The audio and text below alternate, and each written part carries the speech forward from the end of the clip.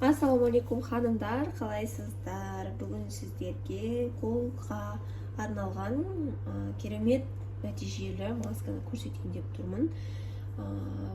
Екі ғана заттан тұрғанмен қолыңыздың біраз мәселесін шешіп береді. Қазір күн суық кезде білесіздер, қолдарымыз тез құрғап кете береді. Ол құрғап кеткен қолға қалай күтім жасаймыз деп менен көп ханымдар сұрап жатады. Соған орай осындай арпайым оңай жасалынатын бүгін маска үйретемін сіздерге. Бізге осындай маскаға арналған ыдыс қажет болады, және де майсана май қажет болады. Майсана май кез келген аптекада сатылады. Орысшасы касторовое масло. Өте жақсы май. Және де екінші зат ол кәдімгі ас содасы. Ас содасын қолданамыз. Бізге енді бір ас қасықтай май қажет болады.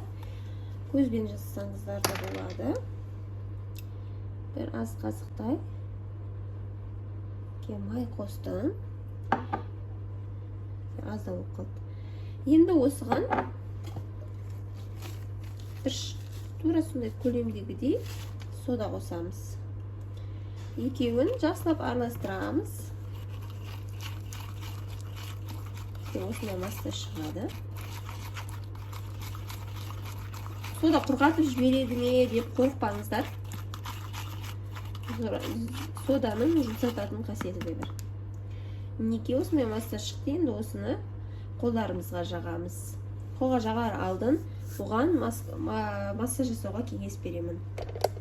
Массажды қалай жасаймыз десеңіз, қолыңызға екінші қолыңызбен перчаткама кигізіп жатқан сияқты осылай тартасыздар.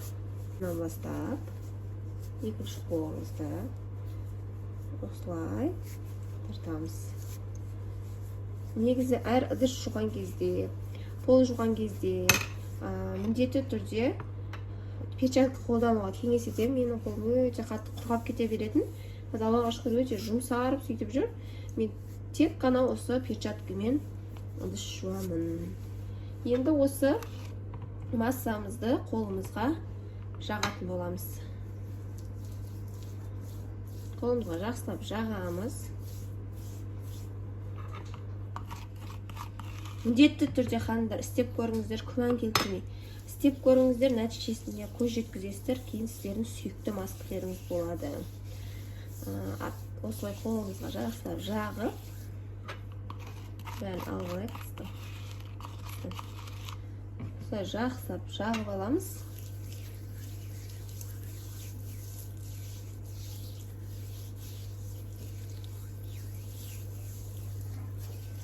Сосын осындай перчатка киіп, қолдарыңызға осындай жаққаннан кейін, перчатка кигеннен кейін барып 10-15 минут ұстап, жылы сумен жуып тастайсыздар. Артынан өздеріңіз ұнататын кремді қолданыңыздар. Бұл масканы аптада бір рет, курспен бір ай жасауға кеңес етемін. Аптасына бір рет осы масканы жасап, күнделікті түнде қолдарыңызға крем жағып, және де ыдыстарды перчаткамен қолданып жасайтын болсаңыздар, иншалла қолдарыңыз расымен де жақсы жаққа өзгеретін болады, расымен де нәтиже көретін боласыздар. Міндетті түрде жасап көріңіздер. Ал сіздерге қандай ақпараттар қызық, барлығын төменге қалдырып кетіңіздер. Қандай маска күтесіздер менен, қандай кеңестер күтесіздер, соған қарай алда контент ұйымдастыратын боламын. Сіздермен болған мен Феруза Мырзаева. Каналыма қош келдіңіздер. Каналыма тіркеліп қойыңыздар. Өз ойларыңызды жазуды ұмытпаңыздар. Мен үшін ол маңызды.